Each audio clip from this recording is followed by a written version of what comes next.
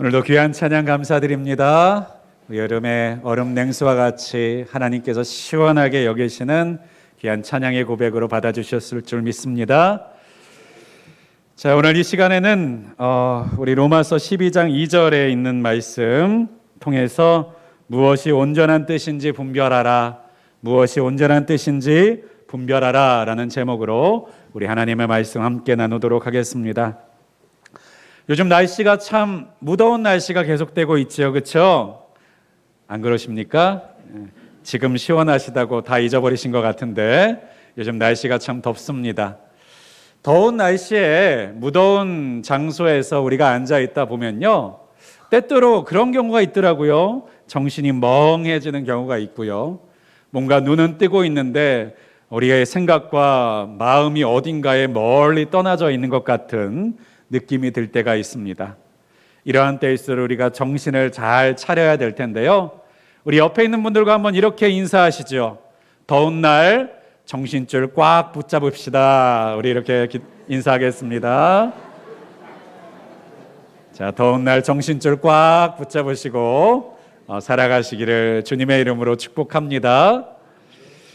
그렇습니다. 우리가 눈 뜨고 살아가고 있고 눈 뜨고 상대방을 보고 있어도요, 우리가 정신줄을 붙잡지 않고 있으면요, 우리의 생각과 우리의 마음이 어디로 헐헐 날아가 버릴지 우리가 알지 못함을 경험할 때가 있습니다. 특히 덥거나 무덥거나 인생과 삶이 힘들고 버거울 때면 더더욱 눈은 뜨고 있는데 사는 것 같지가 않고, 정신을 차리지 않으면 우리의 생각과 마음과 목적이 어디로 가 있는지 알 수 없을 만큼 방황하고 헤매이는 것처럼 보이는 인생을 살아가게 될 때가 있다라고 하는 것이죠. 그렇기 때문에 우리의 인생에서는요, 우리가 지금 어디 있는지 또 우리가 무엇을 해야 되는지를 날마다 잊어버리지 않고 살아가는 것이 정말 중요합니다. 또한 이렇게 살아갈 때 우리 앞에 어떤 일들이 찾아올지, 어떤 일들이 다가오게 될지를 잘 내다보고 예측하고 헤아리면서 살아가는 것 또한 굉장히 중요한 일이라는 거예요. 이것을 성경에서 뭐라고 표현하시냐? 깨닫다, 분별하다 라고 하는 표현으로 우리에게 말씀해 주실 때가 많습니다. 그렇습니다. 신앙생활에 있어서 하나님이 주시는 은혜 중에 하나는요, 분별할 수 있게 하신다는 것입니다. 깨닫게 하신다라고 하는 거예요. 그런데 여러분, 분별이라는 것과 깨닫다라고 하는 말은요, 단순히 지식적으로 알아들었다라고 하는 뜻이 아니에요. 지식적으로 그래야 되는 거구나 라고 생각했다라는 것으로 끝나는 것이 아닙니다. 분별한다라고 하는 것은요, 행동을 수반하는 거예요. 그래서 내가 분별할 줄을 안다, 분별한다 라고 하는 말에는요, 내가 그것을 깨닫고 알아듣고 그리고 내가 헤아릴 수 있어서 이렇게 하게 되면 이러한 결과를 낳게 될 것을 예상하면서 행동하며 사는 것, 그리고 실천하며 사는 것이 바로 분별이라고 하는 것입니다. 특별히 오늘 본문 가운데 보면 로마서 12장 2절에 이와 같은 명령이 있습니다. 너희는 이 세대를 본받지 말고 오직 마음을 새롭게 함으로 변화를 받아 하나님의 선하시고 기뻐하시고 온전하신 뜻이 무엇인지 분별하도록 하라. 하나님의 뜻을 어떻게 하라고 말씀하고 있습니까? 분별하도록 하라 라고 우리에게 명령하고 계시다는 거예요. 여러분, 성경의 명령은요, 우리의 선택에 대한 것을 이야기하고 있는 것이 아닙니다. 마치 베스킨라빈스에 가서 아이스크림을 뭘 먹을까 고민해서 조금 더 맛있는 아이스크림, 조금 덜 맛있는 아이스크림을 먹는 게 이러한 분별에 대한 부분을 말하는 것이 아니고요, 분별이라고 하는 것은 생명이 걸린 문제, 생명이 달려있는 문제라는 것을 우리는 꼭 기억해야만 합니다. 그렇습니다. 하나님께서 우리에게 분별에 대해서 이야기하실 때는요, 그것이 우리의 생명과 맞닿아 있는 경우가 많이 있습니다. 그래서 하나님께서 우리에게 이 분별의 중요성에 대해서 얼마나 많이 말하고 계시는지 몰라요. 특별히 빌립보서 1장 10절에 보면요, 너희로 지극히 선한 것을 분별하며 라고 말씀하시면서 우리가 무엇을 분별해야 되는 사람이냐? 선한 것을 분별할 줄 아는 사람이어야 된다는 거예요. 여러분, 분별할 줄 알아야 된다고 말하는 것은 그 분별이 쉽기만 한 것이 아니라는 것을 말하고 있는 것이죠.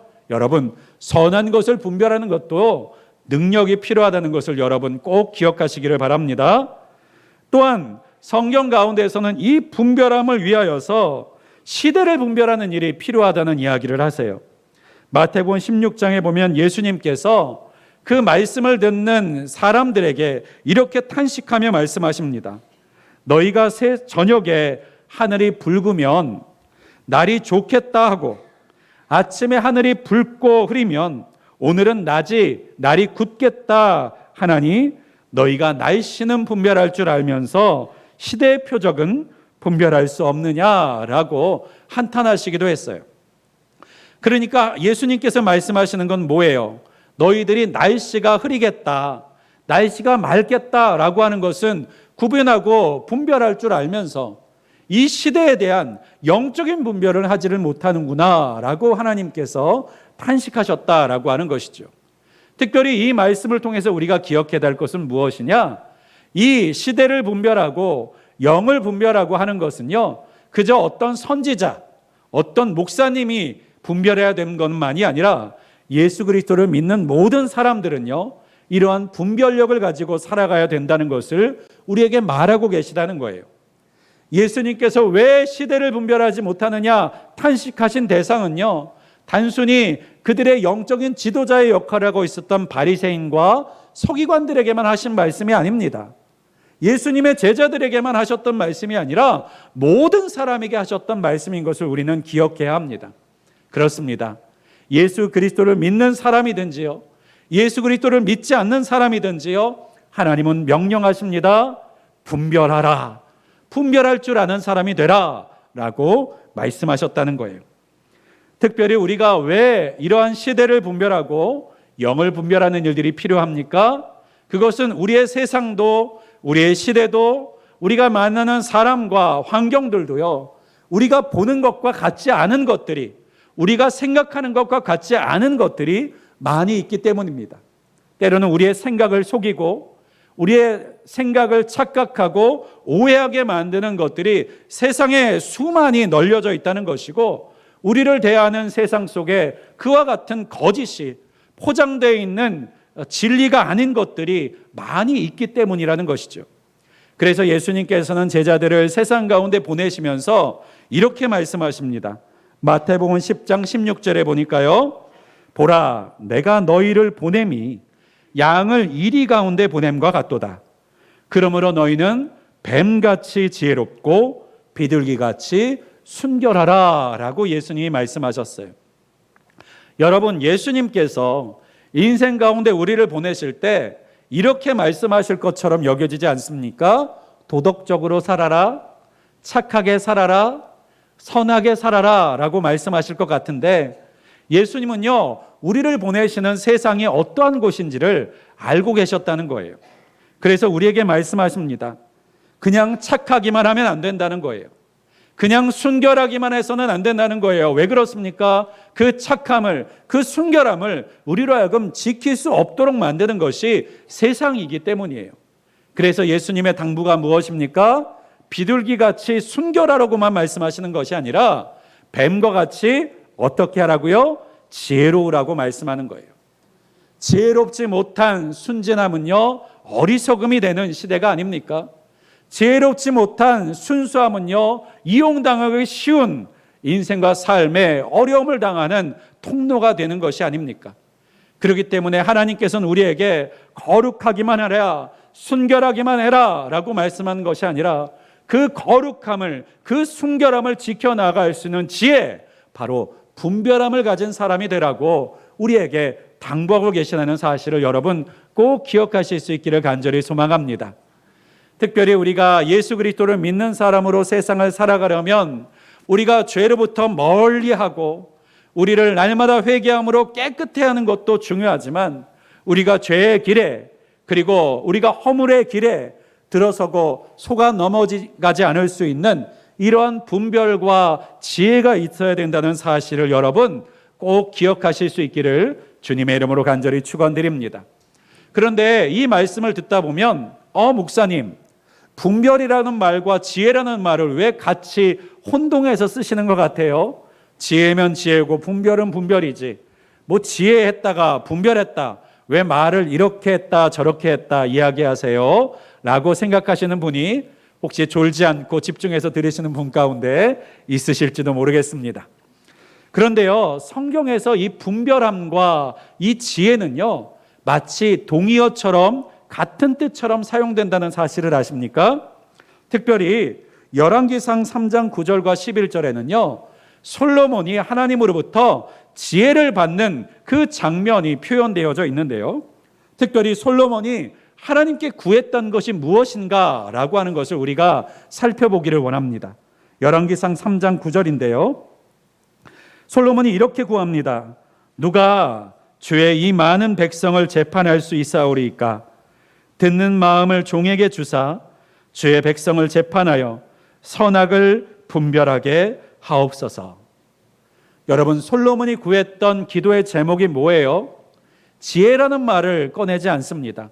오히려 무슨 말을 하고 있어요? 분별하게 하옵소서. 무엇을 분별하게 하옵소서? 선악을 분별하게 하옵소서. 무엇을 위해서요? 백성들을 재판할 수 있도록 분별하게 하옵소서. 그런데 이 분별을 어떻게 합니까? 듣는 마음을 종에게 주사 분별하게 하옵소서라고 하나님께 구하고 있다는 거예요. 이것을 통해서 우리가 알아야 될 것은 무엇입니까? 분별은 무엇을 통해서 시작됩니까? 듣는 것을 통해서 시작된다는 거예요. 여러분, 분별이라는 것은요, 그 사람을 그냥 딱 지켜보니까 그 사람의 마음이 보이고 그 사람의 생각이 보이는 투시 같은 것을 분별이라고 말하는 것이 아니에요. 이 분별은요, 하나님을 믿는 모든 사람들에게 주시는 하나님의 선물입니다. 그 분별은 어떻게 해서 분별하게 하십니까? 듣는 것을 통해서 분별하게 하시는 거예요.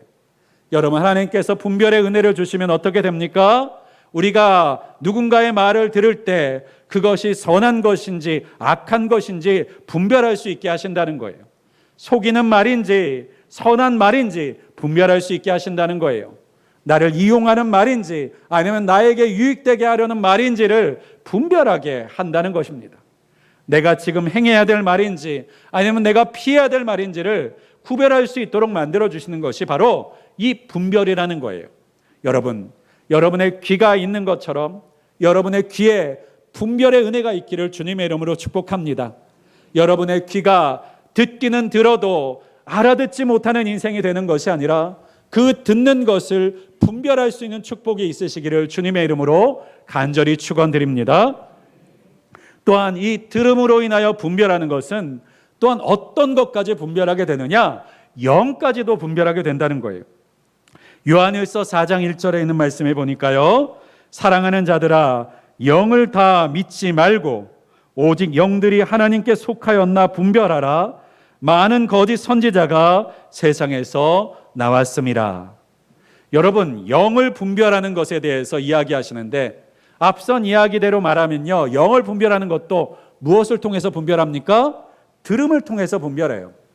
여러분, 예를 들어서 목사님께 와가지고요, 이런 영적인 분별할 문제들에 대해서 가지고 오시면요, 목사님들은 어떻게 이것을 분별할까요? 그 사람을 보기만 하면 그 사람의 마음이 보여서 분별할까요? 아니면 이 사람이 거짓된 사람이 참된 사람인지 그냥 그 사람을 보기만 하면 단번에 알아맞힐 수 있을까요? 아니면 뭔가 다른 파장들이 나타나는 것이 눈에 보이는가요? 아닙니다. 그 사람과 대화하고 이야기함을 통하여서요, 그 사람의 영적 상태를 분별하는 거예요. 그 사람의 말하는 것을 통해서 그 사람의 영이 건강한지 건강하지 못한지, 거짓 선지자인지 아니면 참된 선지자인지를 무엇을 통해서 분별한다고요? 들음을 통해서 분별한다는 것입니다.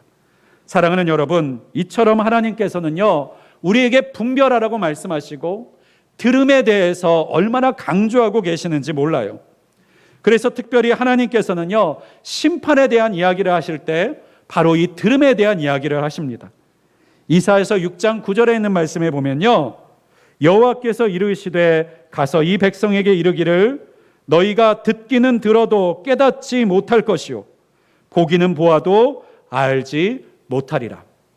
이스라엘 백성들이 범죄하고 하나님을 대적하고 멀리 하니까요, 하나님께서 이스라엘 백성들을 심판하기로 작정하셨습니다.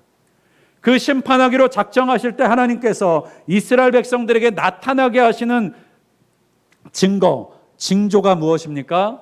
듣기는 듣는데 알아듣지 못하는 거예요. 보기는 보아도 알아보지 못하는 것입니다. 사랑하는 여러분, 하나님의 심판은요, 길을 가다가 천둥을 맞는 것이 아닙니다. 길을 가다가 돌에 걸려 넘어져서 다리가 부러지는 게 하나님의 벌, 하나님의 징계가 아니에요.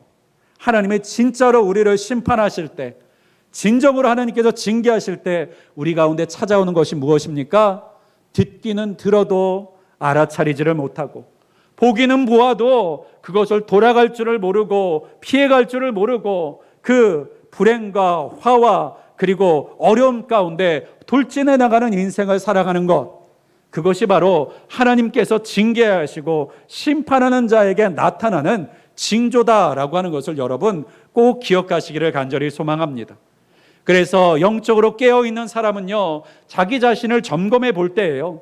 내 인생에 어려운 일이 있나, 힘든 일이 있나, 때로는 손해보는 일이 있나, 이것을 통해서 내 영적 상태를 점검하는 것이 아니라 내가 제대로 말씀을 알아듣고 있나, 그 말씀대로 내가 듣고 행하고 있나, 또는 내가 보아도 들어도 내게서 아무런 반응이 없나 라고 하는 것을 통해서 내 영이 죽었는지 내 영이 살았는지를 분별하게 되는 것인 줄을 여러분 꼭 믿으실 수 있기를 간절히 소망합니다. 여러분의 심정은 지금 어떠하십니까? 듣는 것을 따라서 행동하고 계십니까? 우리가 선한 말, 그리고 내가 깨달아야 할 말을 들었을 때 그 말에 실천하고 그리고 행동하고 계십니까? 아니면 아무리 좋은 말, 아무리 옳은 말, 아무리 내게 유익된 말을 들어도 내 자신이 아무것도 바뀌지 않고 변하지 않은 인생을 살아가고 있습니까? 그러한 마음과 심령이 있다면 여러분 분별할 수 있는 은혜를 구하실 수 있기를 주님의 이름으로 축복합니다. 이 분별을 통해서 이렇게 살아갈 때 내 앞에 놓여져 있는 것이 축복인지 저주인지를 붙들고 그대로 나아갈지 아니면 돌아가야 할지를 선택할 줄 아는 분별할 사람이 될 수 있기를 간절히 소망합니다. 사람의 말을 들을 때 분별할 줄 알아서 이 사람과 함께하고 있는 것이 유익이 될지 아니면 내 인생에 문제가 될지를 분별할 줄 알아 사람들을 그리고 함께하는 것을 그리고 우리의 삶 속에서 잘 경영하고 잘 다스려 갈 수 있는 저와 여러분 되실 수 있기를 주님의 이름으로 간절히 축원드립니다. 그렇다면요, 하나님께서 주시는 은혜가 무엇이냐? 하나님께서 주시는 구원과 회복이 무엇이냐? 바로 이 듣는 것을 회복시키시는 것이 바로 하나님의 구원이고 회복이시라는 것을 여러분 꼭 기억하셔야 합니다. 특별히 이사야서 30장에 보니까요, 이스라엘의 회복에 대해서 이야기하실 때 이와 같은 말씀이 있습니다.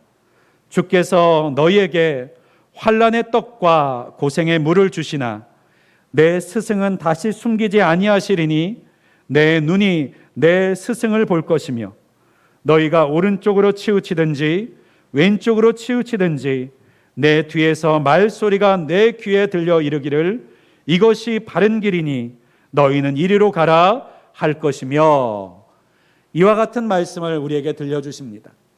그러니까요, 우리가 하나님의 징계와 심판을 받는 것이 듣지 못하는 것이고 들어도 깨닫지 못하는 것이라면 하나님의 회복과 구원은 어디에 있습니까? 다시 듣게 되는 거예요. 다시 그것을 알아듣고 깨닫게 되는 거예요. 그리고 그대로 우리가 행하고자 몸부림치게 되는 것입니다. 여러분, 그것이 구원입니다. 그것이 하나님께서 우리에게 주시는 회복인 줄 믿습니다. 여러분, 우리가 예수 그리스도를 믿음으로 인하여서 구원받았다라고 말하지 않습니까? 여러분의 구원이 예수 그리스도를 말미암아서요, 천국의 티켓을 얻어가지고 그 천국의 티켓을 내가 죽을 때까지 움켜쥐고 있으면 되는 것이 구원이 아니라는 거예요. 구원이라는 것은 무엇입니까? 하나님께서 우리로 하여금 다시 듣게 하시고 다시 알아듣게 하시고 다시 보게 하심으로 인하여서 지금까지 우리가 보지 못하고 이리저리 방황함에 부딪히며 헤매이던 인생 속에서 이제는 길을 찾고 표대를 찾고 바른 방향을 찾아서 나아가게 되는 것을, 그 인생 전체를 바꾸시는 것을 바로 하나님께서 우리에게 말씀하시는 회복과 구원이라는 사실을 여러분 꼭 기억하실 수 있기를 간절히 소망합니다. 죽고 나서 천국 가는 게 하나님이 주시는 구원의 전부가 아니라는 것입니다. 하나님께서 우리에게 주시고자 하는 구원은, 회복은 바로 예수 그리스도를 영접하는 그 순간부터 하나님께서 우리에게 주시는 영원의 생명 속에서 바로 우리가 더 이상 방황하지 않고 헤매이지 않고 하나님 앞에서 분별할 줄 알고 우리가 행하는 지금의 이 행동과 실천이 앞으로 어떤 결과들을 낳을 줄을 알고 행하는 자가 되는 것, 그것이 바로 하나님께서 우리에게 베푸시고자 하셨던 회복과 구원이라는 사실을 여러분 꼭 믿으실 수 있기를 간절히 소망합니다. 그러한 의미에서 여러분의 인생과 삶이 예수 그리스도를 믿었음에도 불구하고 여전히 눈이 가려져 있는 사람처럼 살아가고 계시는 분들이 있습니까? 귀가 닫혀져 있는 것처럼 살아가고 계시는 분들이 있습니까?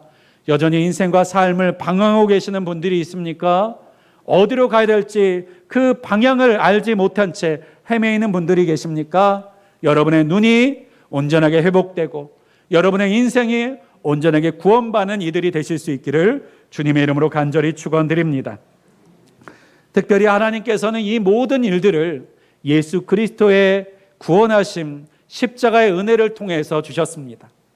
이 십자가의 은혜를 통해서 우리는 다시 볼 수 있게 되었고 다시 들을 수 있게 되었어요.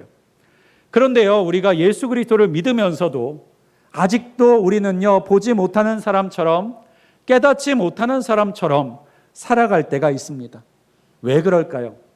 그것은요, 우리가 우리에게 주신 이 영적인 일들을 분별할 수 있는 구원의 안경, 그리고 우리 가운데 주신, 우리 마음 가운데 담아주신 구원의 씨앗을 제대로 키우지 못하고 제대로 밝히지 못하고 있기 때문에 문제라는 거예요. 여러분, 우리가 눈이 아무리 좋아도요, 불을 켜놓지 않으면 아무것도 보이지 않습니다. 눈이 2.0, 설령 3.0, 4.0의 시력을 가진 분이라 할지라도요, 불을 켜놓지 않고서는요, 아무리 큰 글씨도요, 우리는요, 볼 수가 없는 것이죠. 하나님께서 우리의 눈을 열어 보게 하셨을지라도요, 등불과 같이 우리를 날마다 밝혀주시지 않으면요, 우리가 아무리 보는 능력을 다시 회복했을지라도요, 제대로 볼 수가 없는 것이죠. 그래서 우리의 인생과 삶 가운데 이 등불을 가리우게 하는 것, 이 등불을 꺼트리는 것들을 우리는요, 인생과 삶에서 잘 피해 나가야 되는 것이고 우리의 삶 가운데서 제거해 나가는 것이 중요하다는 것입니다. 그것이 무엇이냐? 바로 오늘 본문 가운데 있는 2절에 두 가지에 대해서 이야기하고 계세요. 첫 번째가 무엇이냐? 너희는 이 세대를 본받지 말아라. 첫 번째가 무엇이냐면요, 이 세대를 본받지 말아야지 우리가 하나님이 보게 하신 그 분별의 능력으로 우리의 인생과 삶을 볼 수 있다고 말씀하고 계시는 것입니다. 두 번째는요, 오직 마음을 새롭게 함으로 변화를 받아야 된다. 네, 변화되어야 되지만 변화되어서야만 우리가 하나님께서 주신 분별의 능력을 제대로 활용할 수 있다고 우리에게 말씀하고 계시는 거예요. 먼저 이 세대를 본받지 말라라고 하는 이 말씀을 우리가 보기를 원합니다. 여러분, 이 본받지 말라라고 하는 말씀에서 본받지 말다라고 하는 이 표현을요, 원어로 찾아보면 스키마라고 하는 단어를 원어에서 사용하고 있어요. 스키마. 이 스키마라고 하는 단어는요, 이 원어적으로 볼 때요, 겉외형, 겉모습을 말합니다. 이 스키마로 대표되는 모습이 무엇이냐면요, 여러분, 나이를 들어가다 보면요, 우리의 외형이 달라지지 않습니까? 어린 시절에 팽팽했던 우리의 피부가 나이가 들어가면 어떻게 됩니까? 주름이 생기기 시작하죠. 저도 요즘에 깜짝 놀란 것 중에 하나가 있습니다. 저는 얼굴이 팽팽하다고 자신했던 사람 중에 하나인데요, 요즘에 새벽에 일어날 때 보니까요, 여기 11자 주름이 생겼어요. 좀 깜짝 놀랐습니다. 드디어 내 이마에도 주름살이 생기기 시작했구나. 마음에 충격을 먹었어요. 여기 계신 분들, 저보다 연세가 많으신 분들이 많으셔서 너무 죄송합니다만 이렇게 충격 먹었습니다. 나도 나이를 먹었구나. 그래요. 우리의 외모는요, 세월이 지나감에 따라서 내가 원하지 않아도 내 외형은 바뀝니다. 내가 원하지 않아도 내 모습, 외형적인 모습들은 변해가게 된다라고 하는 거예요. 또한 이러한 스키마를 보여주는 것 중에 하나가 무엇이냐면요, 우리가 우리의 일터나 우리가 일하는 곳에 따라서 우리의 모습과 우리의 역할이 달라지는 것 또한 스키마라고 부릅니다. 우리가 일터와 집에서 똑같은 정체성을 가지고 있지는 않지 않습니까? 일터에서는 일터에 알맞는 모습으로 옷을 입고 또한 우리가 갖출 것을 갖추고 있죠. 하지만 우리가 이 더운 날 집에 가면 어떻게 합니까? 가장 시원한 옷을 입고, 시원한 옷도 부족하면 다 벗고 집에서 누워있거나 쉼을 취하는 것이 우리의 모습이 아닙니까? 이것이 바로 스키마예요. 환경을 따라서 자연스럽게 우리의 모습을, 변화된 모습을 적응해 가는 것. 그런데요, 이 본받다라고 하는 말씀이 이 외형적인 것을 따라가다라고 하는 뜻입니다. 그러니까 무엇을 따라가서 쫓아 닮아가지 말라는 얘기입니까? 세상을 닮아가지, 이 세대를 닮아가지 말라라고 말씀하고 계시는 거예요. 여러분, 이 세대의 모습은요, 우리의 모습이 아닙니다. 때로는 우리가 시대정신이라는 표현을 통해서 우리가 이 시대 속에 살아가는 사람이기 때문에 이 시대에 맞는 모습으로 살아가야 된다, 이 시대에 맞는 정신으로 살아가야 된다라고 말하기도 하지만요, 여러분, 시대가 바뀌어도 우리 자신의 본래의 본질적인 모습이 있기 마련이에요. 시대가 바뀌고 때로는 세상의 도덕적인 것과 윤리적인 것들이 흔들리는 시대에도요, 우리는 우리가 지키고 갖고 있어야 될 인격과 성품과 가치관이 있다라고 하는 것이고, 바뀌어져서는 안 되는 것들이 있다라고 하는 것이죠. 그런데 우리가 세상을 살아가다 보면, 세상에 정화가다 보면 내가 바꾸지 말아야 될 것을 바뀌게 될 때도 있고, 놓치고 포기하지 말아야 될 것을 포기하고 놓쳐버린 채 살아가게 될 때도 많이 있습니다. 대표적인 예가 우리가 알고 있는 물질주의, 그리고 물질이 모든 것에 가장 중요한 것이라고 여기는 그러한 물질 만능주의와 같은 것이 있지 않습니까? 우리가 자본주의 사회를 살아가다 보면 물질이 중요하다는 것을 배우게 되고, 그 물질이 인생과 삶의 중요한 요소 중에 하나라는 것을 우리가 배우고 알며 살지만, 그럼에도 불구하고 물질 문제 앞에서 양보하면 안 되는, 그리고 내어줘서는 안 되는 우리의 기준과 가치가 있음에도 불구하고요, 우리가 이 세대를 본받고 이 세대의 옷을 우리가 덧입어서 살아가고자만 한다면요, 우리는 이 세대의 모습, 비틀어져 있고 왜곡되어 있는 모습들을요, 그대로 똑같은 모습처럼 살아갈 수밖에 없다는 거예요. 특별히 하나님의 사람, 하나님의 백성은 어떤 사람입니까? 하나님의 형상을 회복받는 사람들이 아닙니까? 우리 안에 있는 하나님의 형상을 다시 한번 회복해 나아가는 사람이 바로 하나님의 사람인데, 이 세대를 본받는 사람이 되는 것은 어떤 모습으로 사는 거예요? 내 안에 있는 하나님의 형상을 따라 사는 것이 아니라 세상의 사람들이 살기 편한, 세상에 살아가는 사람들이 살아가기 익숙한 방법에 우리 자신을 맞춰가며 살아가게 되는 경우가 우리 인생과 삶에 분별 없이 살아가는 모습들이 많이 있다라고 하는 것입니다. 사랑하는 여러분, 이런 모습으로 우리가 살아갈 때 우리는 세상을 잘 살아가는 사람처럼 보이고 지혜롭게 살아가는 사람처럼 보이지만 무엇을 놓치게 된다는 거예요? 분별하는 능력을 잃어버리게 된다는 것입니다. 분별하는 일에 화인을 받게 된다는 거예요. 그래서 더 이상 분별할 수 있는 능력, 분별할 수 있는 시선, 분별할 수 있는 판단력을 잃어버리는 자가 되어서 세상 속에서, 죄악 속에서 살아가면서 내가 죄악 속에 있다는 것을 잊어버리고 살고, 내가 잘못된 길로 걸어가고 있으면서 내가 잘못된 길로 걸어가고 있다는 사실을, 내가 문제가 있다는 사실을, 내가 이상이 있다는 사실을 망각한 채 살아가 버리는 사람이 된다라고 하는 것입니다. 사랑하는 여러분, 이 세대를 본받지 말고 여러분의 분별을 날마다 밝게 닦아내고 갈아내어 나가시는 저와 여러분이 되실 수 있기를 주님의 이름으로 간절히 축원드립니다. 우리의 인생을 살다 보면요, 이러한 세대를 본받음으로 인하여서 우리의 영적인 시선에 여러 가지 불순물들이 끼어 나아가게 될 때가 많이 있어요. 종종 우리 성도님들 중에서 보면 백내장 수술하시는 분들이 있습니다. 여러분, 백내장 수술이 뭡니까? 그 오랫동안 눈을 사용하시고 시력을 사용하시다 보니까 그 눈에 무언가가 자꾸 끼는 거잖아요. 그래서 그것을 어떻게 해야 되는 거예요? 벗겨내야지 다시 제대로 볼 수 있게 되는 것이 아닙니까? 그것이 눈에 가리고 있을 때는 어때요? 답답하죠. 잘 보이지 않죠. 이게 무슨 글씨인지 무슨 뜻인지 잘 헤아려 알 수가 없지요. 그것을 벗겨내야만 제대로 보게 되는 것처럼 우리가 이 세대를 본받는 태도와 삶의 습관, 삶의 태도를 우리가 계속해서 갖고 있으면 우리의 영적인 분별력에 백내장이 낀 것처럼 그 가려진 것들이 껴져서 하나님의 뜻이 무엇인지도 분별할 수가 없고 하나님이 기뻐하시고 선하시고 우리를 향해서 원하시는 것이 무엇인지 분별할 수 없게 된다는 사실을 여러분 우리가 꼭 기억하시기를 간절히 소망합니다. 우리가 세상을 닮아가고 있는 모습들이 있다면 그곳으로부터 돌이키실 수 있기를 주님의 이름으로 축복합니다. 물론 세상의 세대를 본받는 것은요 쉬운 일이고 더 인생을 편하게 사는 일일 수 있습니다.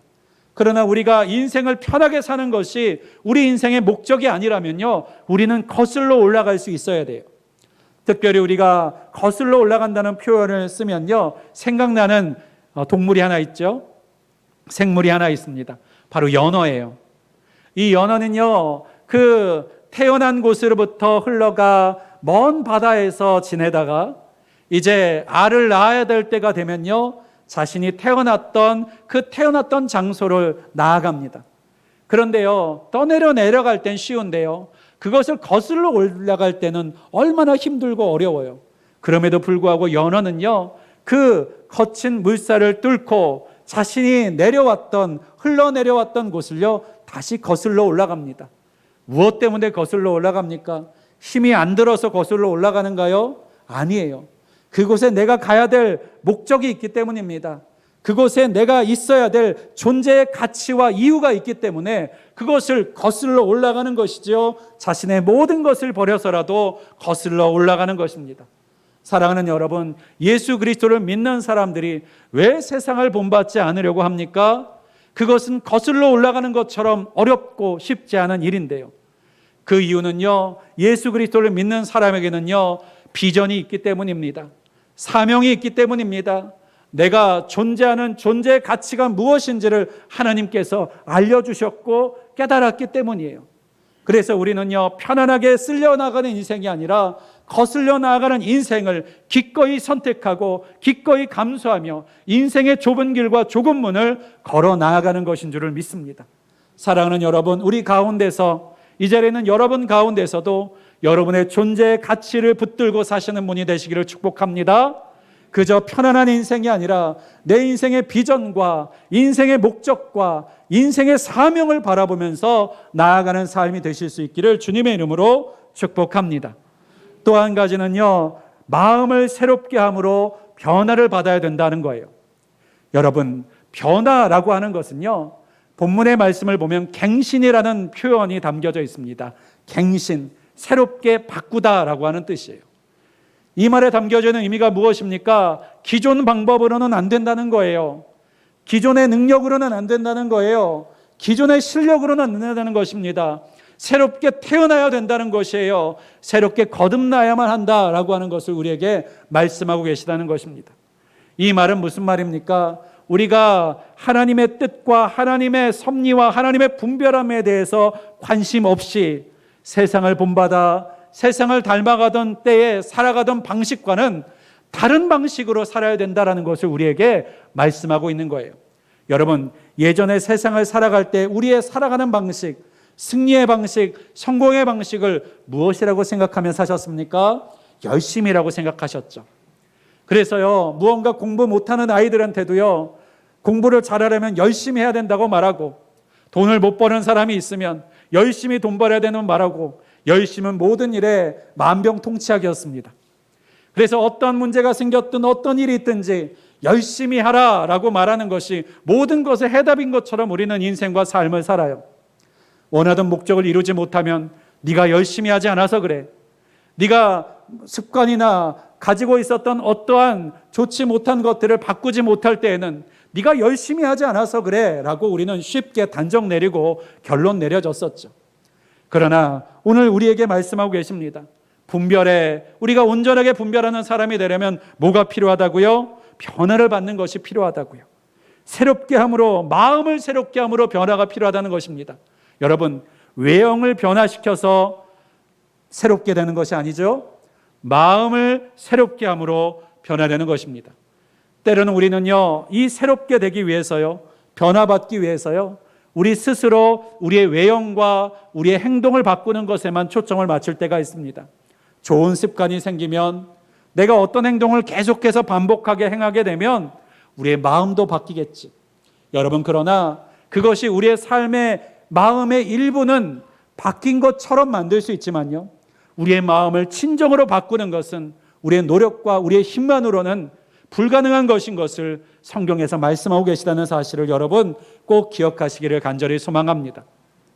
그래서 성경 가운데서도요, 하나님의 나라를 보는 것, 무엇입니까? 구원받는 것은요, 그저 우리의 열심에 있는 것이 아니라 물과 성령으로 거듭나지 아니하면 하나님의 나라를 볼 수 없느니라라고 말씀하고 있어요. 그러니까요, 물과 성령으로 거듭나지 않으면 우리는요, 변화의 한계가 있다는 것입니다. 바뀌어진 인생에 한계가 있다는 것이에요. 새로워지는 것에 한계가 있다라고 말씀하는 것입니다. 아무리 도덕적인 말을 듣고 실천해도, 아무리 훌륭한 법과 질서를 만들어 놓아도 그것이 우리의 마음까지 바꿔놓을 수는 없다라고 하는 거예요. 예를 들어서 여러분, 공산주의 사상이 있습니다. 이 공산주의 사상을 예전에 대학생들이 많이 심취하여서 공부하고 배운 분들이 많이 있었어요. 왜 그렇습니까? 공산주의 사상, 사회주의 사상은요, 이상적이기 때문입니다. 그대로만 될 수 있다면 이 세상에 유토피아가 찾아올 것 같아요. 그대로만 살아갈 수 있다면 이 세상은요, 정말 우리가 생각하는 그러한 행복한 세상이 될 것 같기 때문에 그 사상에 심취하고 그 생각에 심취하신 분들이 많이 있었습니다. 특별히 지식인들이 그 사상과 생각에 더 많이 마음을 빼앗겼어요. 그런데 문제가 무엇입니까? 아무리 좋은 사상도, 아무리 좋은 사회 질서도요, 사람이 마음에 바뀌지 아니하면요, 그 질서와 방법과 그리고 모든 수단들도요, 결국 왜곡되게 되어지고 그 뜻을 이루지 못하는 사람의 욕심과 욕망을 채우는 비틀어진 통로가 될 수밖에 없다는 것을 우리는 지금 보고 있지 않습니까? 그렇습니다. 세상에 아무리 좋은 것이 있어도 그것이 우리의 마음을 뒤바꿔 놓을 수 없기에, 완전하게 새롭게 될 수 없기에, 우리는, 우리의 인생은 세상의 학문과 모든 문화와 철학은 한계를 갖고 있기 마련이라는 것이에요. 그런데 오늘 하나님께서 우리에게 말씀하시는 것이 무엇입니까?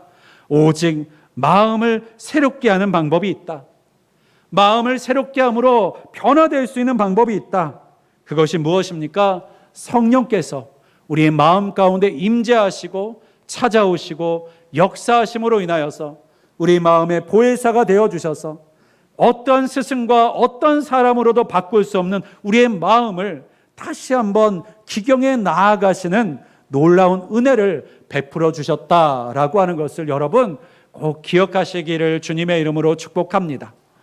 그렇습니다. 성경에 씨 뿌리는 비유라는 것이 나오죠. 이 씨 뿌리는 비유에서요, 여러 가지 땅들이 나옵니다. 그런데요, 그 씨는요, 그 농부가 뿌리는 씨의 문제가 아니라 무엇의 문제가 있었어요? 땅의 문제가 있었어요. 그런데 여러분, 땅이 자기 스스로를 바꿀 수 있습니까? 돌밭이었던 땅이 스스로 이제부터 나는 돌밭 하기 싫어, 이제 나는 옥토가 될 거야 라고 생각하고 아무리 옥토가 되려고 발버둥 친다고 해서 돌밭이 옥토가 되는가요? 한 1만 년쯤 지나면 옥토가 될지 모르겠습니다. 돌이 가루가 되고 모래가 돼서요. 하지만 우리가 생각하듯이 그 돌밭은 옥토를 스스로 될 수 없어요.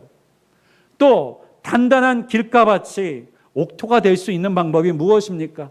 사람이 계속 밟고 지나가는데 아무리 옥토가 되고 싶어도 옥토가 될 수 없는 것이죠. 우리의 인생의 상처와 어려움과 고통 때문에 내 마음이 계속해서 강팍해지는 사람들이라면, 세상의 걱정과 염려로 내 마음이 점점 단단해지는 사람이라면 자기 스스로 그 문제들을 어떻게 내려놓고 옥토로 다시 돌아갈 수가 있겠습니까? 그래서 씨 뿌리는 비유의 핵심은요, 밭의 중요한 것, 밭의 문제가 아니라는 거예요. 그 밭을 옥토로 바꾸실 수 있는 하나님을 의지하라라고 하는 비유라는 것을 여러분 꼭 기억하시기를 바랍니다. 특별히 이 기후에 옥토라는 것을 우리가 주목할 이유가 무엇입니까? 구약 성경에 보면 성령 하나님께서 우리에게 찾아오셔서 하는 일이 무엇이냐? 우리의 마음을 부드럽게 하시는 것이라고 말씀하세요. 우리의 마음을 부드럽게 하는 것. 연한 살과 같이 우리의 마음밭을 부드럽게 하는 일을 하시는 분이 누구시라고요? 성령 하나님께서 그 일을 하신다고 말씀하고 계시다는 거예요. 여러분, 여러분의 강팍한 심령, 길밭과 같은 땅과 같은 마음, 그리고 가시밭과 같은 심정, 그리고 우리의 생각과 우리의 중심이 있다면요, 여러분, 우리가 아무리 그것을 드러내려 할지라도요, 한계가 있음을 인정하실 수 있기를 바랍니다. 그래서 하나님의 그 생명이 담긴 씨앗이 우리 안에 담겨 싹을 내고 열매를 맺을 수 있게 우리의 땅을, 우리의 마음밭을 부드러운 땅으로 옥토로 바꾸실 수 있는 성령 하나님을 여러분의 심령과 마음 가운데 모셔드릴 수 있기를 주님의 이름으로 축복합니다. 이 성령께서 마음껏 일하실 수 있도록 만드시기를 바랍니다. 어떻게 할 수 있습니까? 날마다 그 성령의 음성에 귀를 기울이는 것이 필요하죠. 날마다 성경을 읽으면서 나에게 성령께서 나에게 하시는 말씀이 무엇인지를 날마다 알아내고 찾아내고 귀를 기울이며, 우리가 기도할 때에도 그저 내가 원하는 것, 내가 필요한 것만 하나님을 향해서 일방적으로 외치는 것이 아니라 기도하는 자리를 통해서 내게 원하시는 것이 무엇인지, 내게 무엇을 생각나고 무엇을 깨닫게 하시는지 우리의 마음의 귀를 열어 듣고자 하는 것, 우리의 마음을 열어놓는 것, 그것이 우리 기도 가운데 있을 때 성령께서는 우리의 마음을 기경하실 수 있고 우리 마음 가운데는 가시줄기들을 뜯어내실 수 있고 돌짝밭 같은 곳에서 돌을 걸러내시는 성령의 일하심을 행하실 수 있는 줄을 믿습니다. 말씀을 정리하고자 합니다. 사랑하는 여러분, 우리가 이 마음의 변화가 있지 않으면요, 환경이 바뀌어도 상황이 바뀌어도요, 우리의 인생과 삶을 대하는 태도가 바뀌지 않습니다.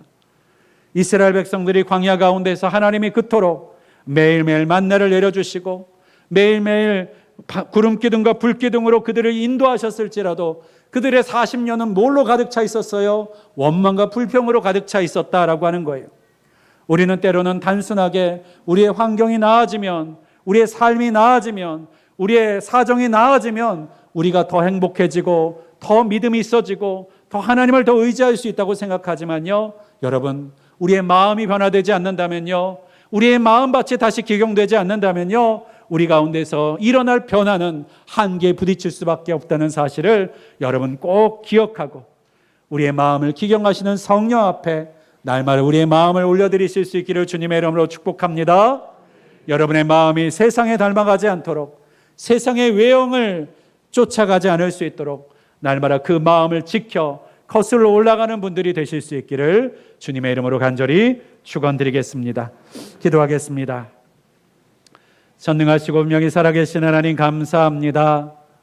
우리에게 놀라운 은혜와 구원을 허락하여 주셔서 보지 못해야 될 자를 보게 하시고 눈이 어둡고 귀가 어두워서 듣지 못할 자에게 듣게 하여 주시는 주님의 은혜에 감사합니다. 이러한 분별을 우리에게 주셨으나 우리가 여전히 옛 습관과 옛 사람의 모습으로 살아가다 보니 이 듣는 것이 다시 흐려지고 보는 분별함이 다시 어두워져 있는 우리의 모습들을 발견합니다.